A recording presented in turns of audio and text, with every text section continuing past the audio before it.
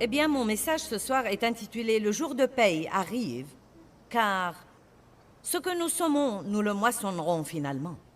Si nous restons au stade bébé du christianisme et que nous faisons toujours ce que nous voulons, nous pensons et ce que nous ressentons, nous moissonnerons et nous n'aimerons pas ce que nous moissonnerons et nous nous en prendrons probablement au diable et aux gens. Et la vérité est que nous n'avons pas fait ce que nous aurions dû faire pour commencer. Quelqu'un peut dire Amen? Qui sait que nous aimons attribuer aux autres la responsabilité de tous nos problèmes? Et si nous ne trouvons pas une personne, nous l'attribuons au diable.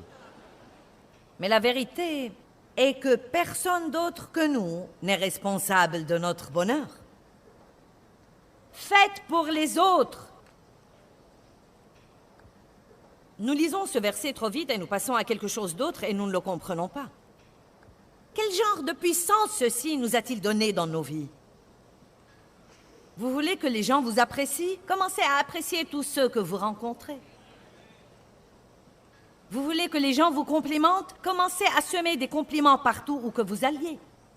Quand les gens vous offrent un cadeau, vous voulez qu'ils vous offrent quelque chose de vraiment beau, quelque chose que vous aimeriez avoir. Commencez à offrir de beaux cadeaux. N'achetez pas la chose la moins chère.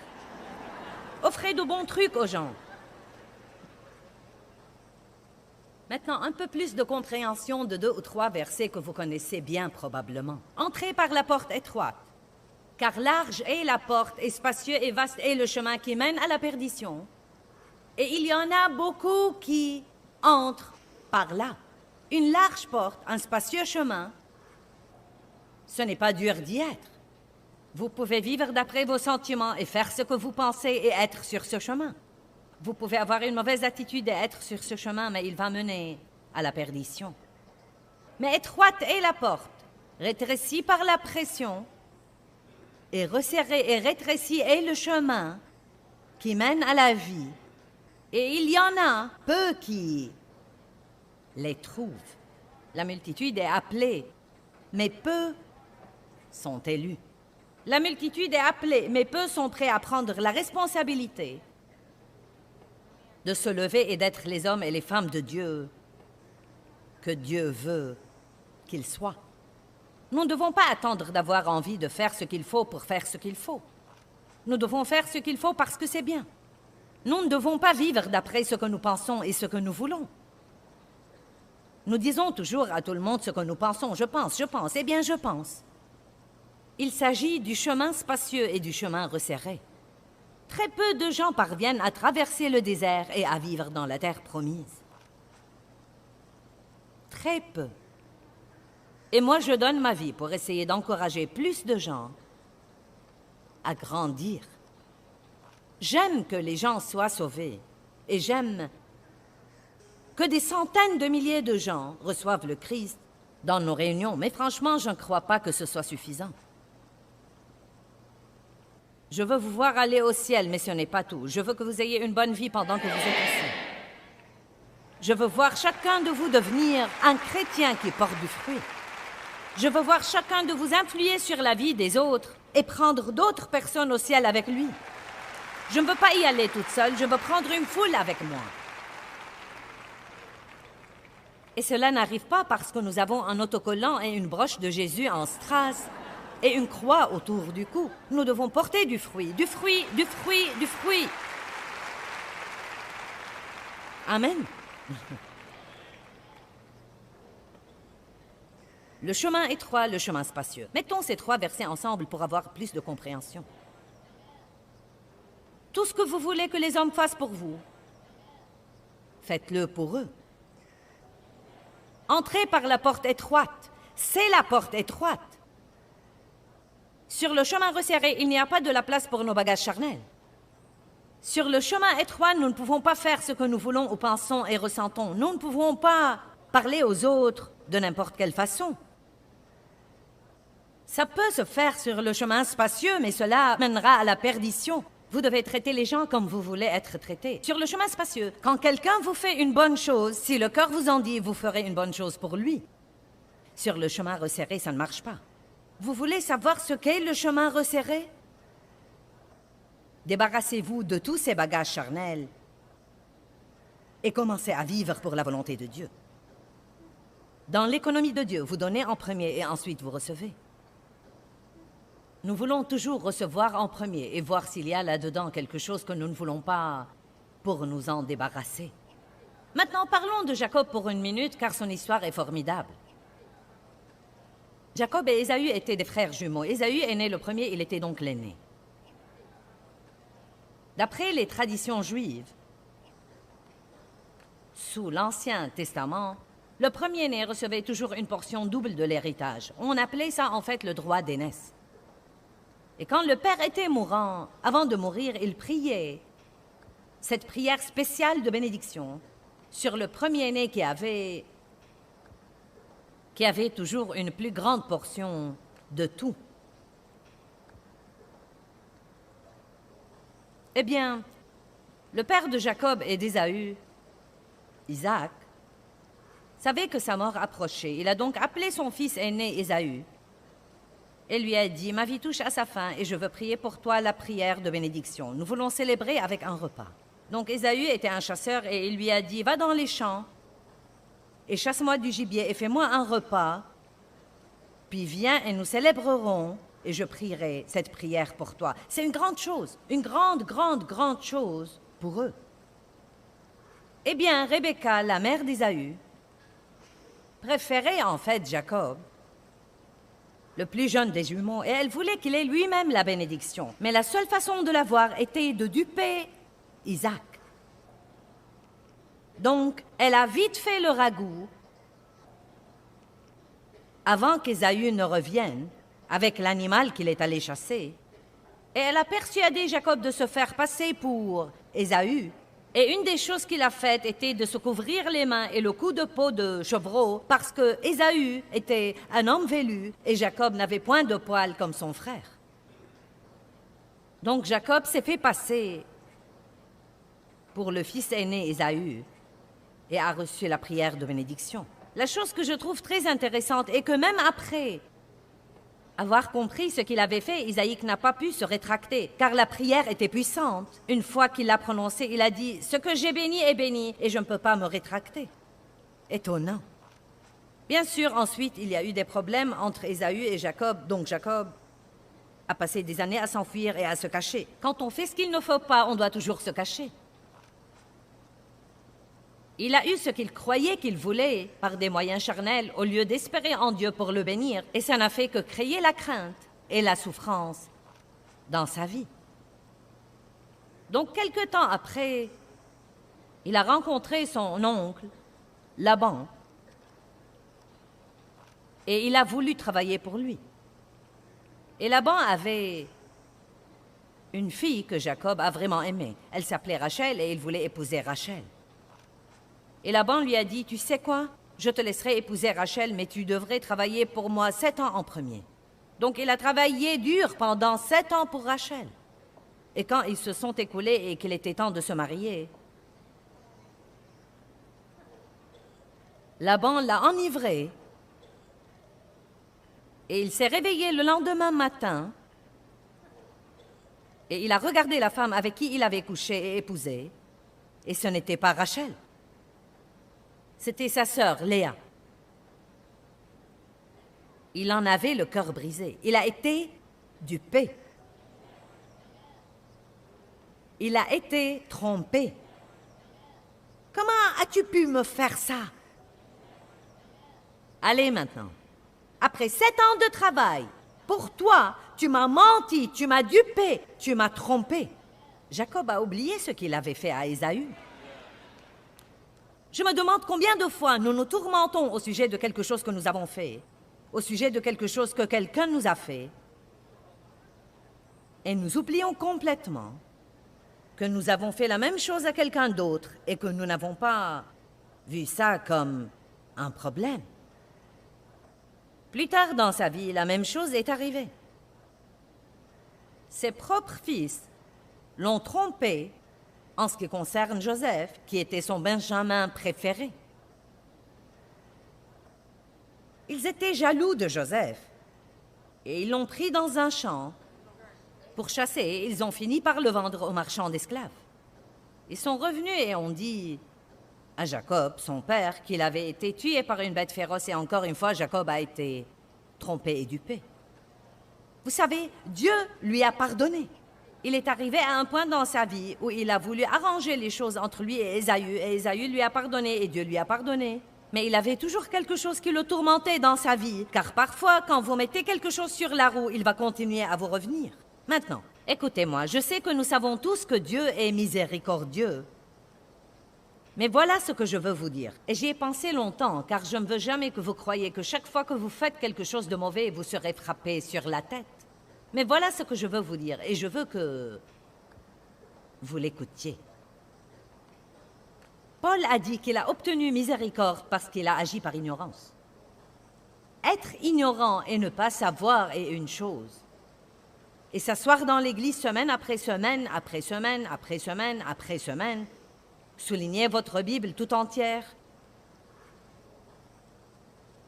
regarder Joyce Meyer à la télé 3 fois par jour, regarder 5 ou 6 autres programmes chrétiens,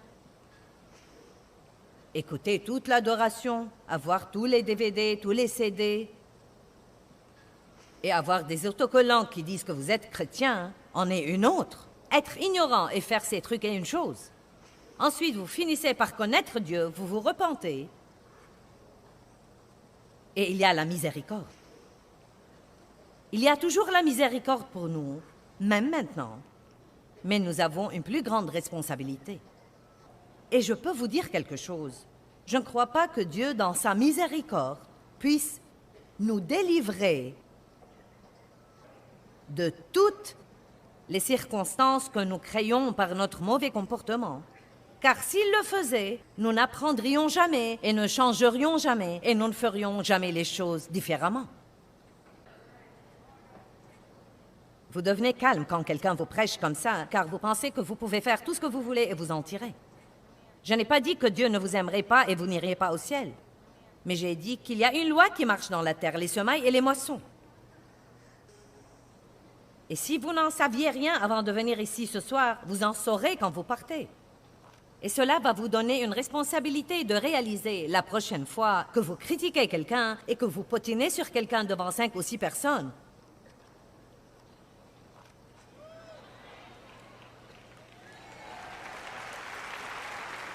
Non, mais il est temps que nous grandissions.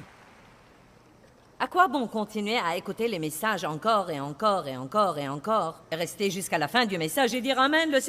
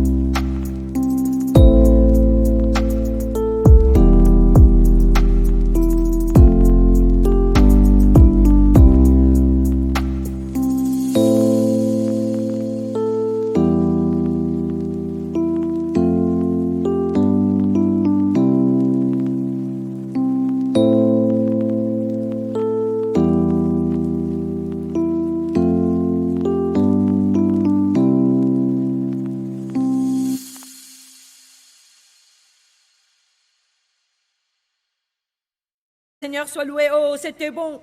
Alléluia, je crois que je vais acheter ce DVD. Et la prochaine fois qu'il y a un test, combien de messages avez-vous entendus sur pardonner aux autres et prier pour ceux qui vous maltraitent? 100? 200? 300? Mais j'aurais pu vous enseigner sur l'amertume, le ressentiment, le non-pardon. Et avoir 80% des gens dans cette salle ce soir me dire qu'ils ont besoin de prière sur ce plan. Parfois, vous n'avez plus besoin de prière.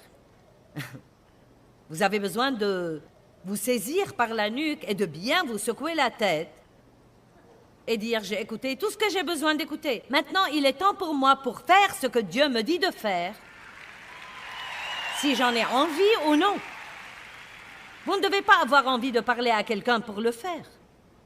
Non, mais même en ce moment, si Dave m'exaspérait, je rentrerai à la maison et je ne voudrais pas lui parler. Mais j'ai appris que je lui parlerai exprès, car je ne veux plus donner accès au diable et lui donner plus de prise dans ma vie. Vous ne devez pas avoir envie de prier pour quelqu'un pour le faire, et avoir envie de lui parler pour lui parler, avoir envie d'être bon envers lui, et avoir envie de donner votre dîme et vos offrandes, et avoir envie d'aller à l'église. Vous ne devez pas avoir envie de rien. Dites Dieu, aide-moi, fortifie-moi dans l'homme intérieur pour que je puisse faire tout ce que tu me demandes de faire au lieu de faire juste ce que j'ai envie de faire.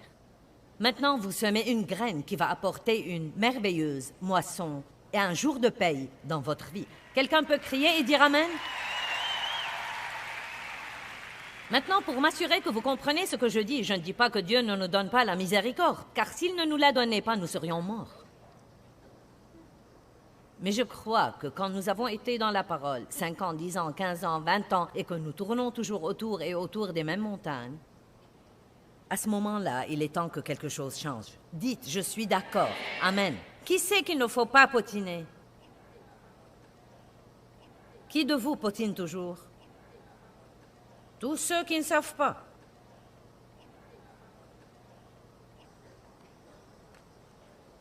Qui sait qu'il ne faut pas raconter à tout le monde des secrets? La Bible dit de ne pas raconter des secrets aux autres. Et pourtant, nous ne pouvons pas y résister. Je vais juste te raconter, mais ne raconte à personne. Et ensuite, nous spiritualisons la chose. Je vais juste te raconter pour que tu puisses prier. Non, vous ne faites pas ça pour qu'il prie. Vous le faites car vous ne supportez pas de ne pas raconter quelque chose. C'est suffisamment mauvais de le faire. C'est doublement mauvais de le spiritualiser. Et je sais parce que je l'ai fait. Tout ce que j'enseigne, vous ne devriez avoir aucun problème à digérer parce qu'il est de mon propre plat. J'ai dû le manger d'abord. Je ne prêche pas une théorie, je prêche de ma propre vie. Alléluia. Je ne vous dirai jamais quelque chose que je ne crois pas que Dieu m'a dit d'abord. Dieu vous aime tellement. Nous n'avons pas la moindre idée de la vie que Dieu a planifiée pour nous. Non, mais je pensais ce soir, nous ne saisissons même pas vraiment combien Dieu est bon et que Dieu a un bon plan. Je n'imagine pas que quelqu'un qui a jamais vécu et même utilisé 10, 15, 20% du bon plan de Dieu. Et je crois que cette chose que je partage avec vous ce soir est très importante. Je crois que c'est vraiment quelque chose que nous devons saisir. Vous pouvez radicalement changer ce qui se passe dans votre vie si vous commencez à faire pour les autres comme vous voulez qu'ils fassent pour vous. J'ai dit que vous pouvez radicalement changer ce qui arrive dans votre vie. Parlez aux gens comme vous voulez qu'ils parlent de vous. Pensez des gens comme vous voulez qu'ils pensent de vous. Traitez les gens comme vous voulez qu'ils vous traitent. Et engagez-vous à faire ça d'ici jusqu'à ce que Jésus revienne vous prendre. Et vous serez stupéfiés de ce que Dieu fera pour vous. Il se peut que vous traitiez cette personne comme il faut, et il se peut qu'elle ne le comprendra jamais et qu'elle ne vous traite jamais comme il faut, mais Dieu vous apportera toujours une récompense par quelqu'un d'autre quelque part. C'est pourquoi je dis, si vous n'avez pas eu la promotion que vous méritiez et que celui qui l'a eu est loin de travailler aussi bien que vous, ayez quand même une bonne attitude, soyez heureux pour lui, continuez à fournir du bon travail, Et même si ce patron reste aveugle et ne change jamais et ne voit pas votre valeur, Dieu le sortira de là et amènera quelqu'un qui fera ça, ou bien vous sortira de là et vous donnera un meilleur travail ailleurs. Mais si on ne vous traite pas comme il faut et que vous agissez mal là-dessus, vous prenez une mauvaise attitude, vous potinez à la table du déjeuner, je déteste cette personne, eh bien vous resterez là. Plaignez-vous et restez là. Louez et soyez élevés. Allez, je prêche mieux que vous ne réagissez. Plaignez-vous et restez là. Ce soir, je me sens mieux que je ne devrais l'être. Je ne sais pas ce qui ne va pas chez moi.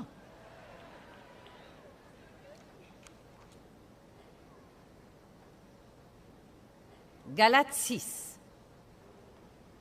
Vous savez, j'aime ça, car je crois qu'il met de la puissance entre mes mains. Mince alors, ça me donne une certaine autorité. Ça me donne une certaine puissance.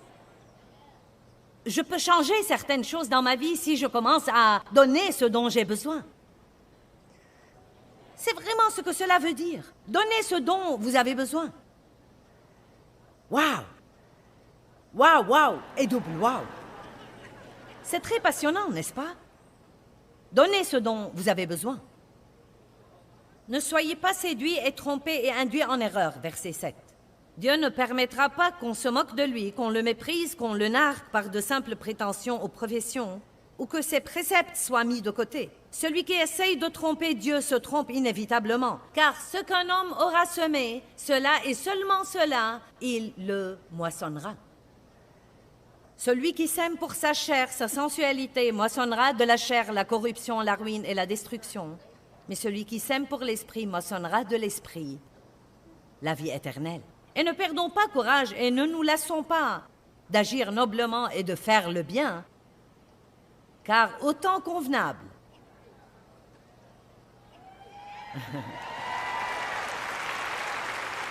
et à la saison fixée, nous moissonnerons si nous ne nous défaillons pas. Et si nous n'abandonnons pas, perdons courage. Je n'aurai peut-être pas ma récompense de la personne de qui j'aimerais l'avoir, mais Dieu me la fera parvenir d'une façon ou d'une autre. Si elle ne vient pas par la porte, elle viendra par la fenêtre. Ceux qui viennent à Dieu doivent croire que Dieu existe et qu'il est le rémunérateur. Le rémunérateur de ceux qui le cherchent diligemment. Tout dans notre vie est une graine. Toute attitude, toute action, toute pensée, toutes nos paroles, toute prière. La parole de Dieu est une graine qui est plantée dans nos cœurs. Quand elle est arrosée et nourrie, elle grandit et devient des arbres de justice qui portent du fruit. L'argent que nous donnons s'appelle une graine. Nous prenons cette graine et nous la plantons dans la terre du royaume de Dieu, et elle apporte une moisson dans notre vie. La Bible dit que si vous jugez les autres, vous serez jugés, mais que si vous semez la miséricorde, vous la moissonnerez. Je pourrais prêcher tout un sermon ce soir sur le fait d'être miséricordieux envers les autres, de donner aux autres la liberté d'être eux-mêmes. Ne les obligez pas à être ce que vous voulez qu'ils soient. Instruis l'enfant selon la voie qu'il doit suivre d'après son penchant individuel, ses dons ou sa personnalité. Comme parents, nous sommes censés découvrir ce que Dieu veut faire de cet enfant et l'aider à être ce que Dieu veut qu'il soit, et ne pas l'obliger à être ce que nous voulons qu'il soit et l'obliger à accomplir tous nos rêves non réalisés. Allez. Certains souffrent en ce moment car vos parents n'ont pas su vous laisser être qui vous étiez. Certains d'entre vous se sentent étranges toute votre vie parce que vous n'êtes pas entrés dans le même moule que tous les autres. Nous devons apprendre à donner aux autres la liberté si nous la voulons. Nous devons apprendre à arrêter de faire pression sur les autres pour qu'ils soient parfaits. Bonjour. J'aime que les gens me donnent un petit espace. Peut-être que mon message ce soir ne sera pas parfait, mais j'espère que vous m'aimeriez assez pour l'aimer et revenir. Ne m'envoyez pas de lettres au sujet de ce que vous n'avez pas aimé. J'ai dit, ne m'envoyez pas de lettres au sujet de ce que vous n'avez pas aimé. Je ne veux pas l'écouter. Je veux être encouragée. Je ne veux pas être découragée. Soyez bons envers les plus âgés.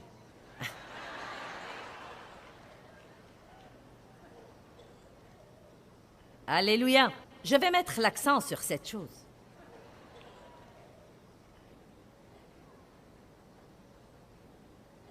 J'aime ça, Psaume 126. Ceux qui sèment en pleurant moissonnent avec allégresse.